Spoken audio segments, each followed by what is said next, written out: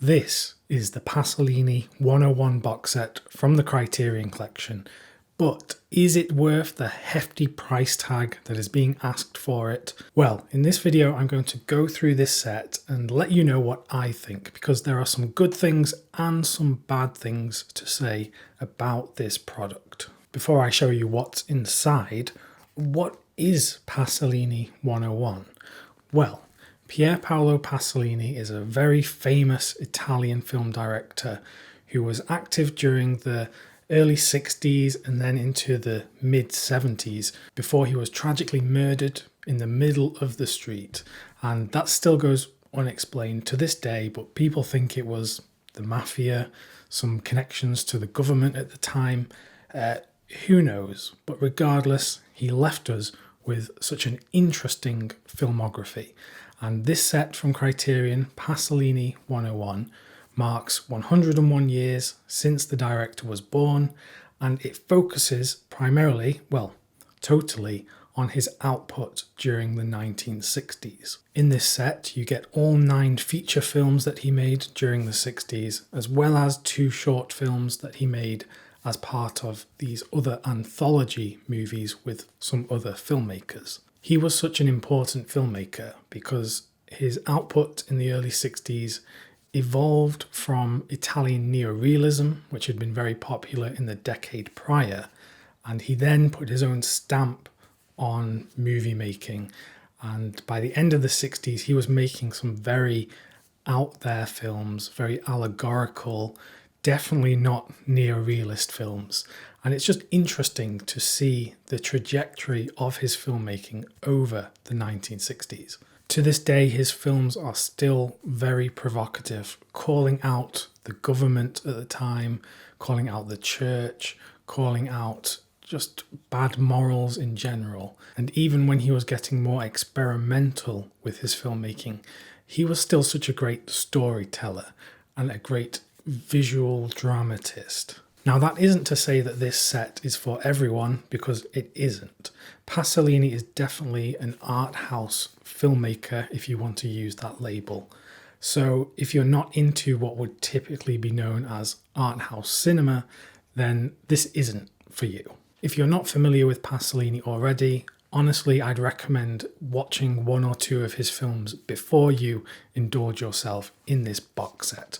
Because it is expensive, I think Criterion's recommended retail price is $250, and that is a lot for 9 films. So before I take you through the packaging and the physical contents of this set, because I have some pretty bad things to say about that, let's talk about the presentation of the films themselves that you will find on the discs. So let's talk about the first 5 films chronologically in this set. That is Acatone, Mamma Roma, Love Meetings, The Gospel According to Matthew, and Hawks and Sparrows.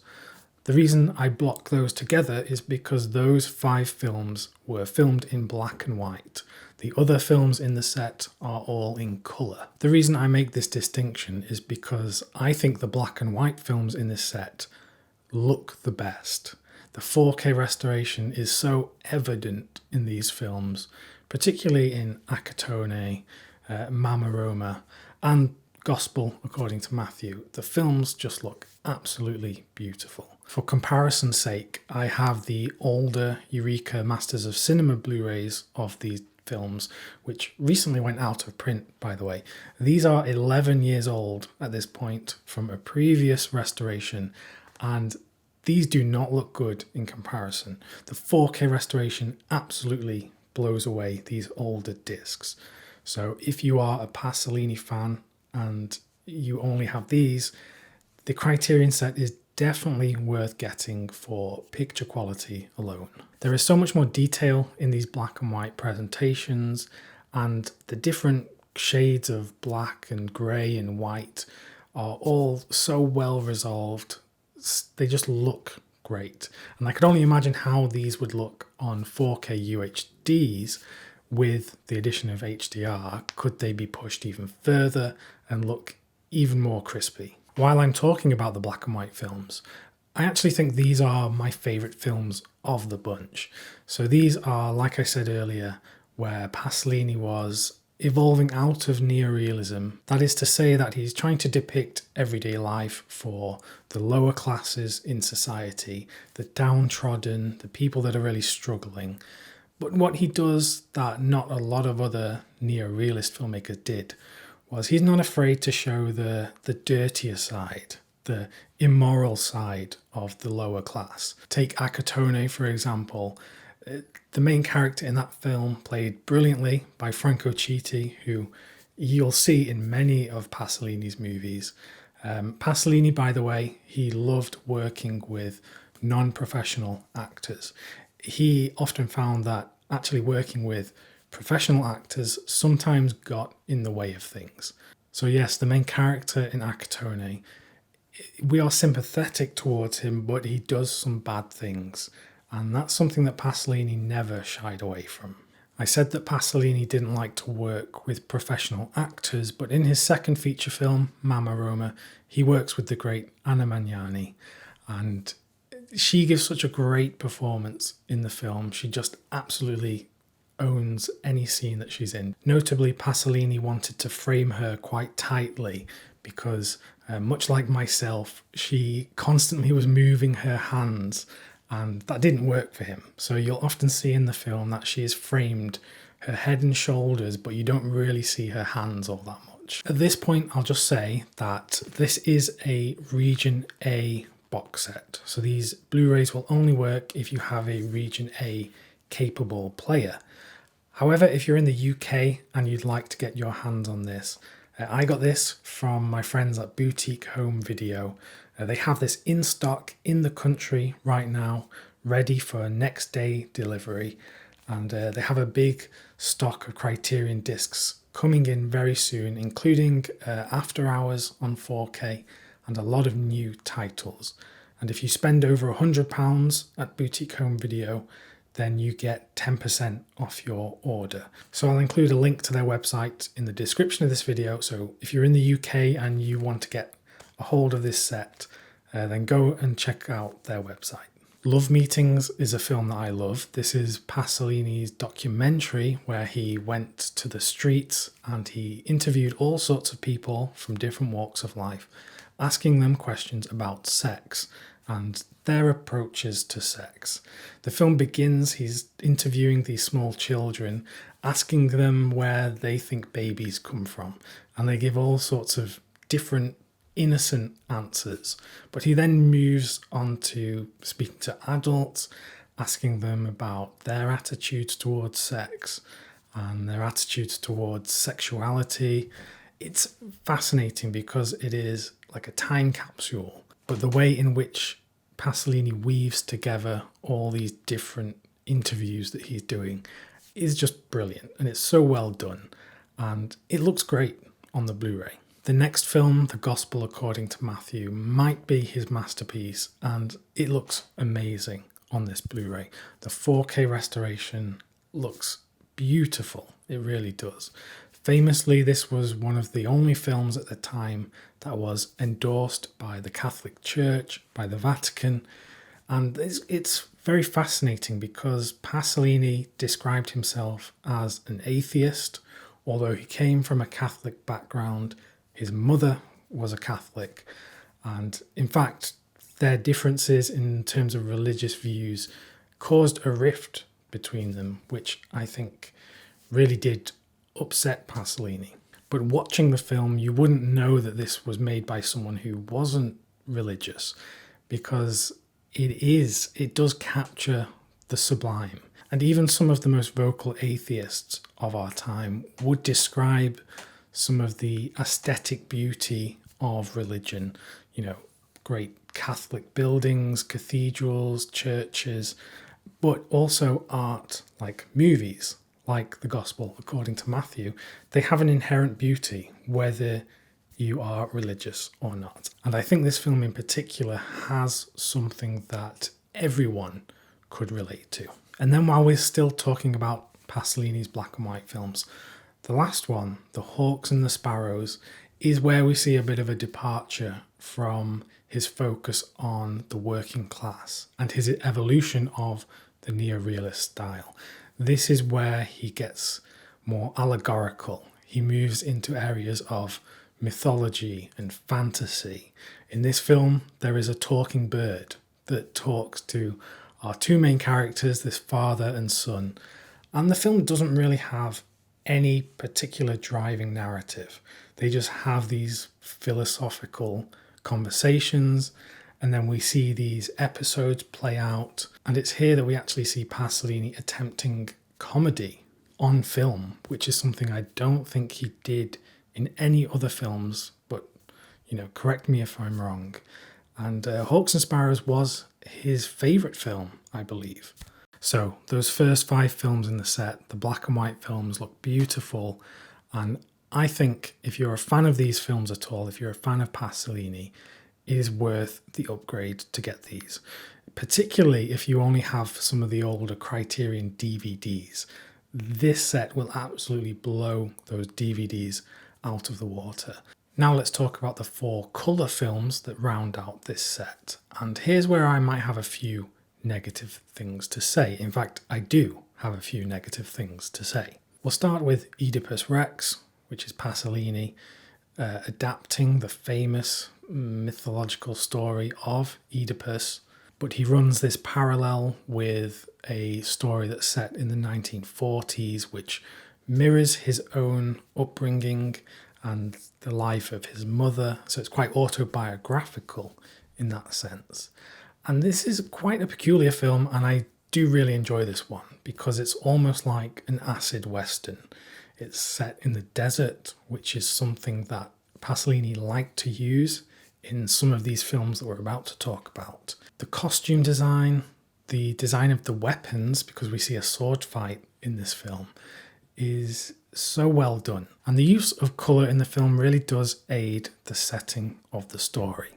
So again, the 4K restoration of Oedipus Rex does look beautiful, and it is much better than the older Masters of Cinema Blu-ray. Like all of these restorations that were done by Ritrovata, which they have some controversial decisions that they have made in previous restorations, where often the colours have changed, the grading has been more pushed towards yellow and teal colours. I did notice a bit of that modern revisionist colour grading in these films, particularly Oedipus Rex and Pochile, which I'll talk about in a minute. Now, obviously, I didn't see these films when they first came out. I have never seen them projected from those original prints, so I can't say how they should look, but the colours in Oedipus Rex and Pochile do look different to how I have seen the film before. Whether this is now the correct colours, I don't know, but it's worth noting that the colours do look a bit different. It isn't radical, this isn't the worst case of this, but it is worth mentioning. The next film in the set is Teorema. This is starring Terence Stamp, which is a brilliant casting for this film. This story looks at this bourgeois family set in Milan, and this character, played by Terence Stamp, he is the guest. And he comes into their home and he interacts with everyone in the family individually. And he disrupts their lives and he changes their lives forever. And this is an allegory for some sort of divine character, some sort of supernatural force that would come in to someone's life and change things forever. Whether that's God or whether that's the devil, it's not said explicitly, but it is fascinating to see this story unfold. Now, it's worth pointing out that Teorema did get a Blu-ray release from Criterion in 2020, and as far as I can tell, the disc that's included in the Pasolini 101 set is exactly the same as this disc. They have the same contents. This is where I've been a bit disappointed because this is something that I already own. So the Teorema disc included in this set is the same as this. So I have to decide, do I keep hold of this or do I get rid of it? But anyway, let's move on to the penultimate film in the set, Pochile, which is an allegorical film from Pasolini. If you compared Pochile to Acatone, they almost look like films from two completely different filmmakers. The film itself is an allegory for post-war Germany and sort of the dissonance between what went on in World War II and the kind of cover-up after the fact, that, the brushing it under the rug, and the miraculous recovery of the economy in Germany after World War II. So unlike his early films, this is not really one that is addressing everyday life for the working class. Here he's speaking more towards what he would call the intellectual, so someone who was more like him. He's making these films for that kind of person, and perhaps that's why they get a bit more challenging. Pasolini was a very politically active person, and people have questioned whether that's why he was murdered, because of how politically active he was. And he had a lot of distaste for popular culture. He didn't like consumerism, capitalism at all.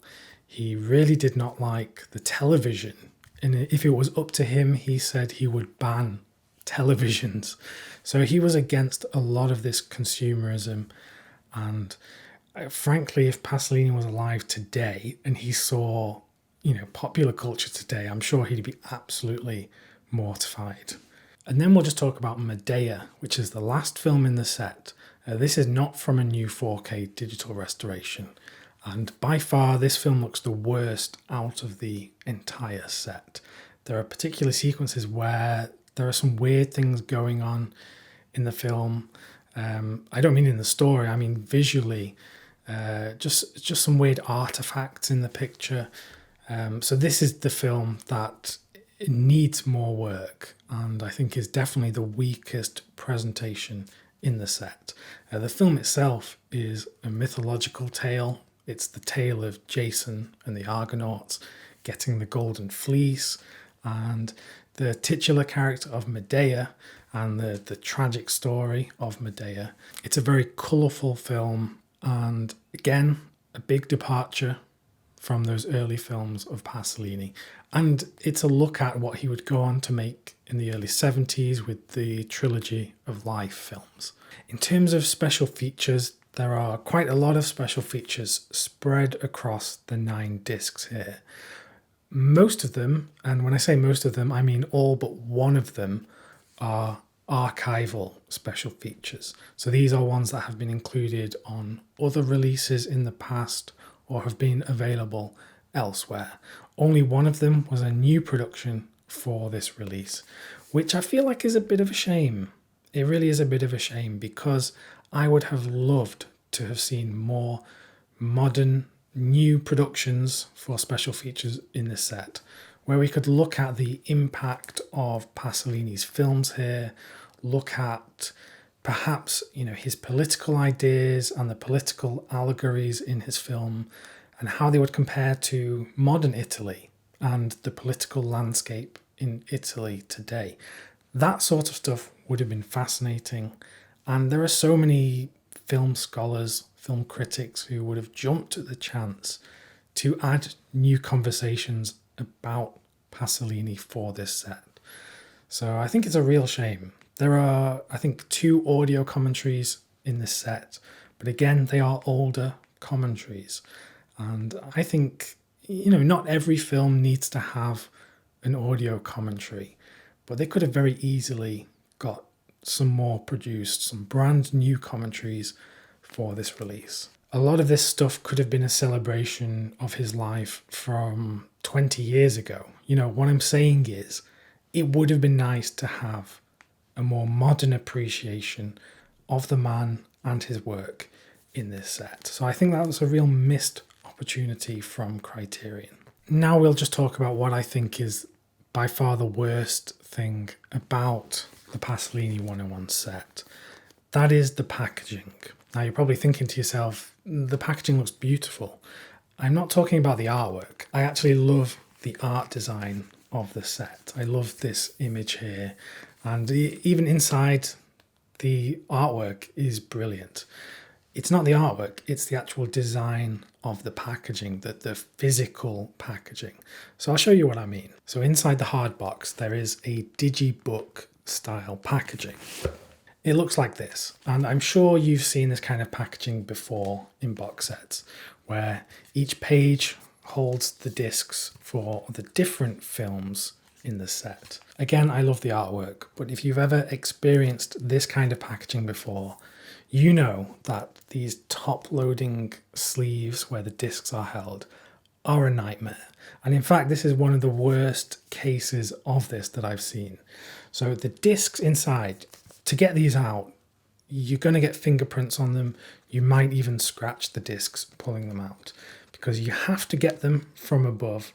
I'm even having real difficulty doing it now. And they are packed in here so tight. I honestly thought I was going to snap the disc pulling it out. I literally can't even get this out of the packaging right now. So eventually you can sort of get it out. And the back of this disc now has my fingerprints on it from doing that.